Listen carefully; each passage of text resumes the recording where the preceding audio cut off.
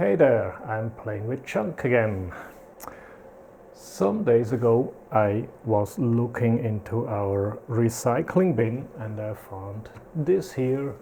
I saw this and I thought, well, it's maybe part of a multimeter, but yeah, it says Fluke 87, but well, it doesn't help me much without the case.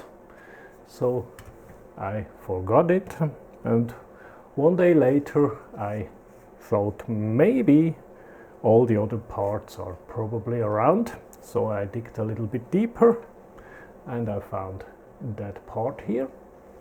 That's the buttons that go here. Then a little bit deeper I found this part of the case. And finally I also got the front case. So that means I have a complete multimeter. And from my experience with all these things here, I know there is usually not much wrong with a multimeter like this. So I hooked up a battery, and what I found was that it was actually working, but if you look at the display, you will see there are some digits that are very weak. So at the moment it works pretty well, but yeah, it depends on if you press on some corners, the display will vanish more or less. So it's pretty unreliable. So what I thought is, okay, I think the range switch is somewhere in the wrong position. What I thought is that probably someone spilled some liquid over the display or over the entire multimeter, and I only have to clean it a little bit. So let's see how that works. And I can already say it didn't help a lot, the cleaning, but what is interesting with this multimeter, it's very easy to fix if it has this kind of problem. So you only have to lift off the frame here on the back side and remove it. So it's hooked in, it has some hooks, some catches here, it goes in, it clicks down, and then you remove the glass. Sometimes the glass is sticking on these contact rubbers, and the contact rubbers are sometimes sticking onto the PCB below. I already took that apart, so it's really easy for me now to disassemble. And here is the background illumination. It's an LED, a flat panel LED with 2 pins that go into this socket here. And of course, to clean everything up, you can remove the plastic cover here, and you already see the contacts down here with a cotton swab. Oops, excuse me for shaking the camera. So you can clean that and also that. But as I already said, it didn't help, because it seems that these pink contact rubbers, they change their properties over the years. Maybe they get squished a little bit together, so they are not contacting anything with the required force. But good news is there are people in the internet on eBay who sell new rubbers. Let's install that. They are relatively cheap. A pair of these costs about $12. Unfortunately, I'm living in Europe, so the postage was another $12. So it's $24. Maybe if you live in the US, you get them a little bit cheaper. Or maybe you find a store in Europe. I didn't find one. So let's put that LED contact. We have the rubber contacts. I made a mark here on the LCD. That means this side is down. And I place it in the center. There is a trick you can use, or you can try if you don't want to buy new contact strips. If you look at the frame, there are 1, 2, 3, 4, 5 little dots that are meant on they are on each side here. 1, 2, 3, 4, 5. They are here to press the display down. So maybe it may help if you add some adhesive tape here and here, just a tiny little strip here and here to push the display a little bit farther down. Maybe that may help, maybe not. To buy new rubbers is certainly the better way to fix that. So let me see. It goes in here and here. So when it clicks in place, and you already feel with the new rubbers there is much more force behind the display here from these rubbers. They are much more rubbery. Let's see if it actually helps.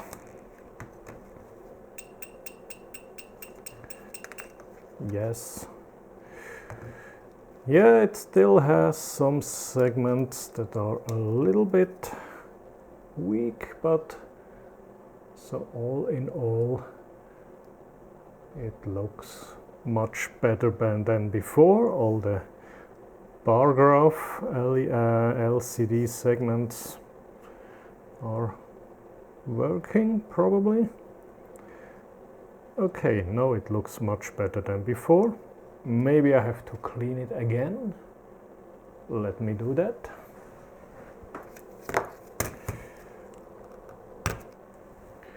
Okay, I'm using some alcohol to clean that up. Each side here.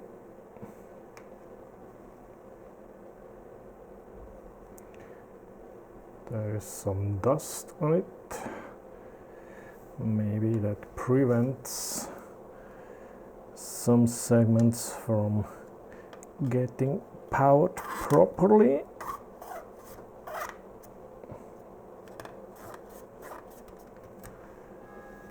And also on the glass side.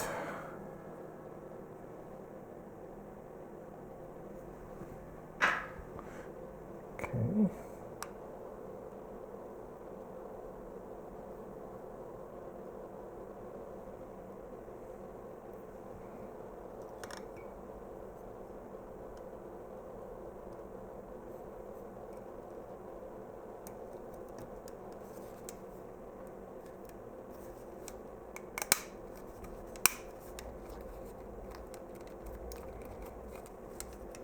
Make sure everything has clicked in place.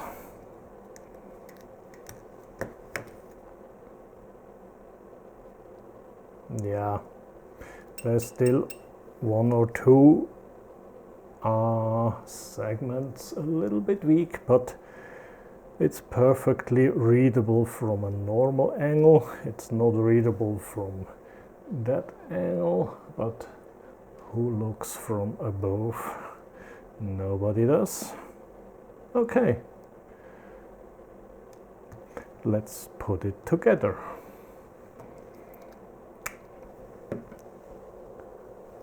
So we first need the buttons.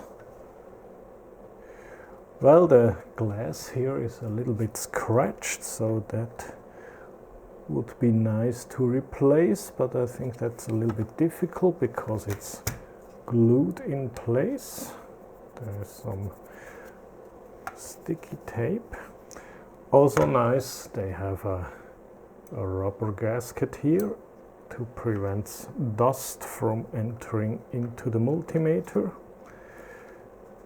That's quite clever, so that is okay. And then we have to connect the battery. Goes in here. And yes, another thing that is missing are the 3 screws. So I will have to find a replacement for them. But so far, so good. DC volt, 0, okay. Overload on ohms, that's right. Let me find some probes.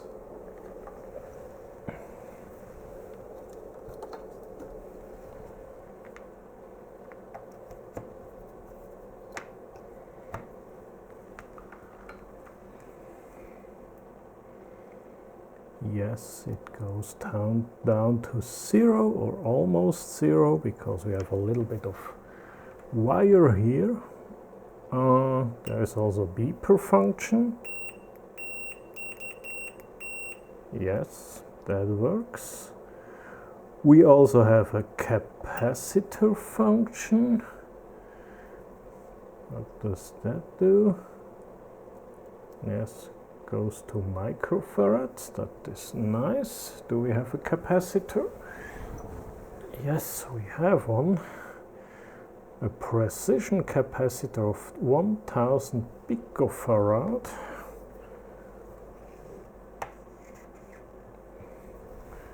We have to turn off that light. Yes, that makes the display much more visible.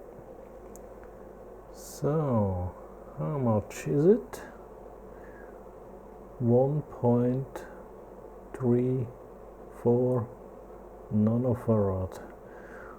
Well, 1 nanofarad would be okay. Is it 1000? Yes.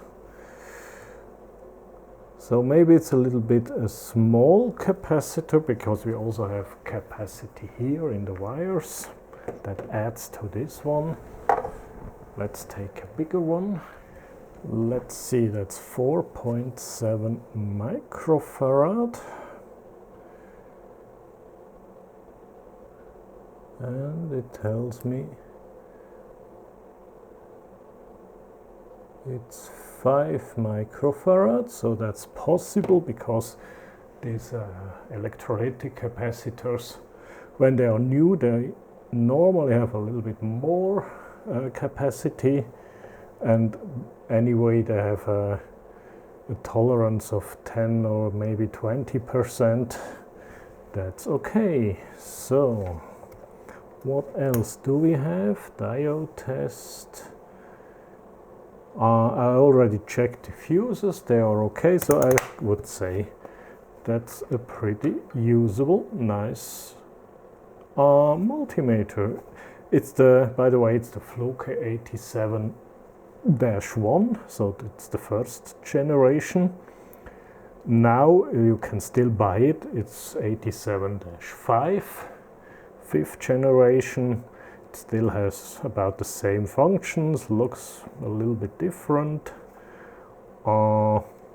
Yeah, and the newest version is about $500 or $600. So it's a pretty decent multimeter, and it's fixed with a pair of new rubbers. And by the way, this multimeter has a couple of interesting features that are remarkably written down on the back side here. It's the power up options. I hope you can read that. Yes, I think that's possible. There are the buttons, 6 buttons on the front. If you push the button and turn it on, you have a special power on or power up option. Press 2 seconds while turning meter on. So, for example, you can disable the automatic power off when you push the blue button and turn it on. You have a high accuracy mode with a 1 second response time. Normally the response time is a little bit quicker. Then you can test the rotary switch according to the manual. That's only for the manufacturing process.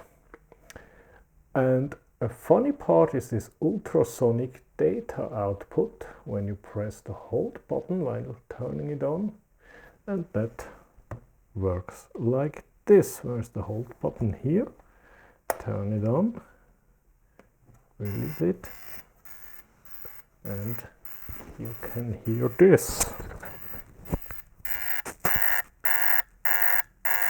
It comes from the speaker that is somewhere inside here. Okay, let's turn that off again. And what it does is, I found one page in the internet from a guy who decoded that somewhere in the 1990s. This multimeter is from 1989, 90 maybe. And the multimeter transmits all the data on the display. So it transmits all the individual digits, all the individual segments, all the annunciators here, auto, AC, millivolt, and stuff in a digital format, in a serial format. And if you're able to decode that, you can practically make a remote display that gets its data from this ultrasonic beeping sound thing. But well, it's not really practical for private use, so they use it in the factory to check if everything is okay. But yeah, it's pretty interesting that they even did the effort to write it down here on the back, because it's a function you actually can't use. Interesting, you can also switch the display to 4.5 digit. Let's try that by pressing that, turning that on. So 4.5 digit. Okay, yes, look at that. A full 4.5 digit multimeter. That's the half digit, and that's the 4 full digits. And yes, it works. And if I turn it off and on again, it only has 3.5 digits. So at the moment it's only 4 digits, or no, what am I talking?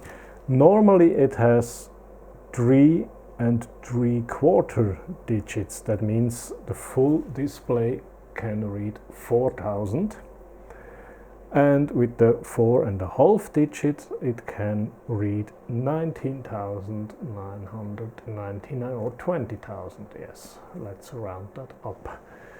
Okay, so what else? Turn on or off the beeper, as yeah. And if you want to know more about this, you can download the manual from the Fluke website. Just Google just search for model 87 and you will find the original manual for the Series 1 multimeter. Okay, that's it. Thanks for watching.